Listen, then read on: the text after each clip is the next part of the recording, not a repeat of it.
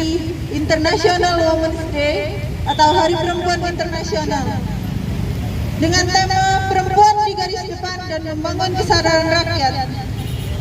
Hari Perempuan Indonesia Internasional adalah hari yang diperingati setiap 8 Maret sebagai momentum perlawanan perempuan di seluruh dunia melawan penindasan, ketidakadilan, dan diskriminasi. Kenapa hari ini sangat penting bagi kita semua?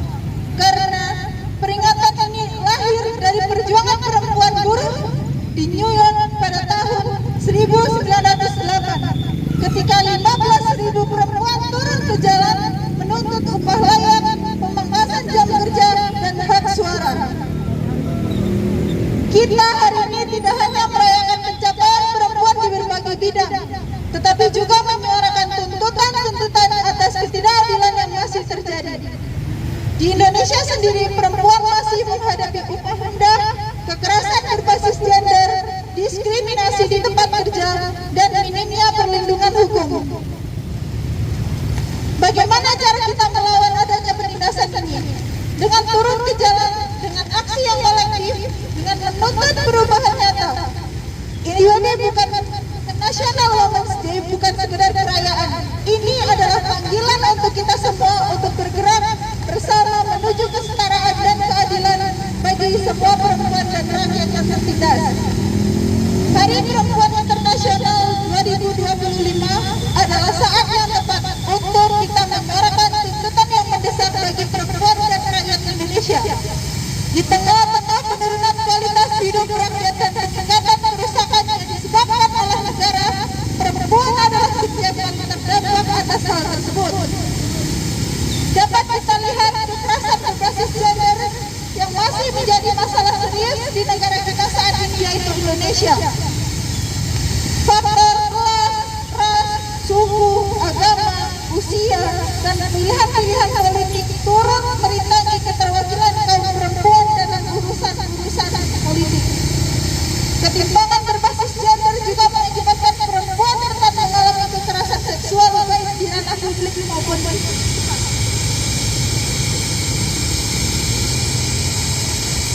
Dari ketimpangan gender ini juga berakibat pada kehidupan buruh perempuan, di mana sekitar 2,6 juta pekerja rumah tangga mayoritas perempuan tidak memiliki pemilihan hukum.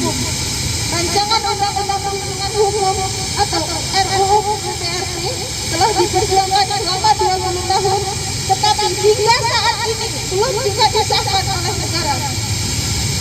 Penindasan, kekerasan, diskriminasi, dan eksploitasi terhadap perempuan terjadi secara sistematis, baik dalam lingkungan rumah, dunia pendidikan, dunia kerja, ruang publik, hingga dunia maya. Penindasan tersebut dilandasi oleh nilai heteropatriarki, yakni sistem sosial politik yang menempatkan perempuan sebagai manusia kedua atau objek yang secara langsung menunjukkan laki-laki sebagai pemegang otoritas.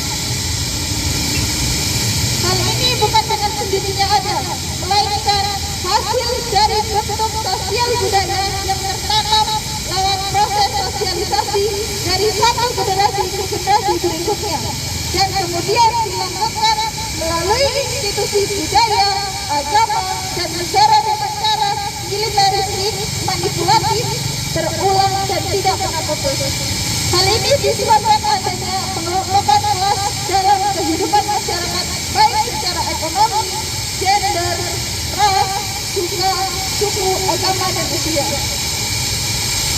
Untuk penindasan yang sistematis tersebut tidak hanya dilihat dari tindakan pelaku seperti kekerasan seksual, baik secara verbal maupun non-verbal, namun dapat juga dilihat dari dalam sistem sosial, ekonomi, politik, dan budaya yang dipraktekkan oleh sistem kapitalisme. Maka dengan ini kami dari Aliansi Perempuan dan Rakyat Melawan menuntut: 1. Ciptakan ruang aman dan inklusif untuk semua gender. 2. Sahkan rancangan undang-undang perlindungan pekerja rumah tangga. 3. Naikkan UMR buruh perempuan. 4.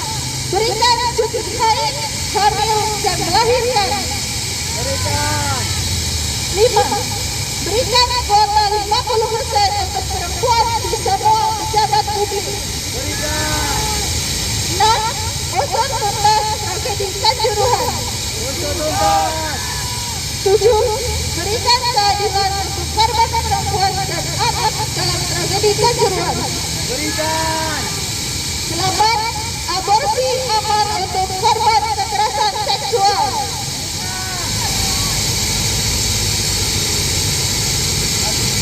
9. Menuntut komitmen institusi dalam mengusut kasus kekerasan seksual. 10. Tunaikan hak perempuan dan anak dalam pengungsian dari cabang agraria. 11. Berikan hak tanah, fasilitas pendidikan dan kesehatan bagi masyarakat pengungsian Timur Timur. 12.